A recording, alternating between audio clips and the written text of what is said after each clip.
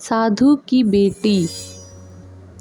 वे उस लड़की को घर ले जाकर पत्नी से बोले, तुम हमेशा से संतान चाहती थी ना, तो लो, आज से यही हमारी पुत्री है। इसे पूरी देखभाल व स्नेह से पालो।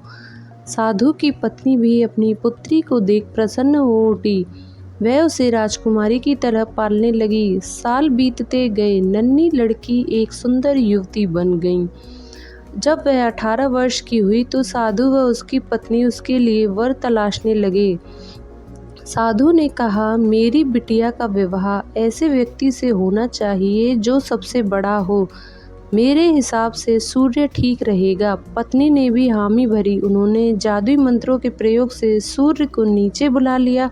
उन्होंने उसे अपनी पुत्री से विवाह करने को कहा, पर पुत्री ने पहले ही ना कर दी।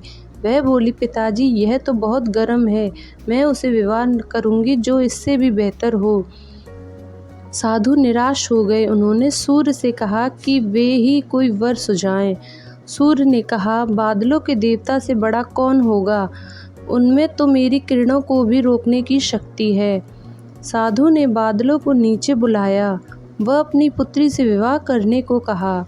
इस पर फिर पुत्री ने मना कर दिया। वह बोली, ये तो कितना बदसूरत है, मैं इससे विवाह नहीं कर सकती। साधु ने बादल देवता से कहा कि वही कोई अच्छा वर सुझा दें। वे बोले, पवन देवता ठीक रहेंगे। वे तो मुझे भी अपनी फूंक से उड़ा देते हैं। साधु ने पवन देवता को बुलाकर अपनी पुत्री से विवाह करने को कहा। पुत्री ने फिर इनकार कर दिया। वह बोली, मैं इससे शादी नहीं करूंगी। ये तो कहीं टिकते नहीं, हमेशा यहाँ वहाँ भागते रहते हैं। साधु ने पवनदेव से पूछा, क्या मेरी पुत्री के लिए ऐसा वर हो सकता है जो आपसे भी बेहतर हो?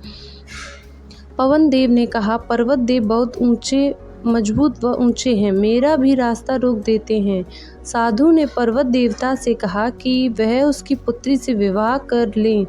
पुत्री ने फिर से मना कर दिया। वह बोली, ये तो बहुत लंबे, सख्त व कठोर हैं, मैं इनसे विवाह नहीं कर सकती।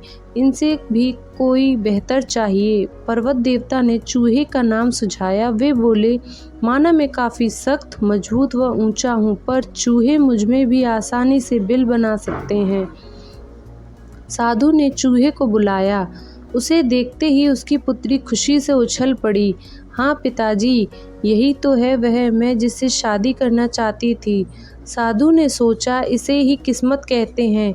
यह एक चुईया थी और एक चूहे से विवाह करना ही इसके भाग्य में लिखा है। उन्होंने जादुई मंत्रों के प्रभाव से पुत्री को फिर से चूहिया बना दिया।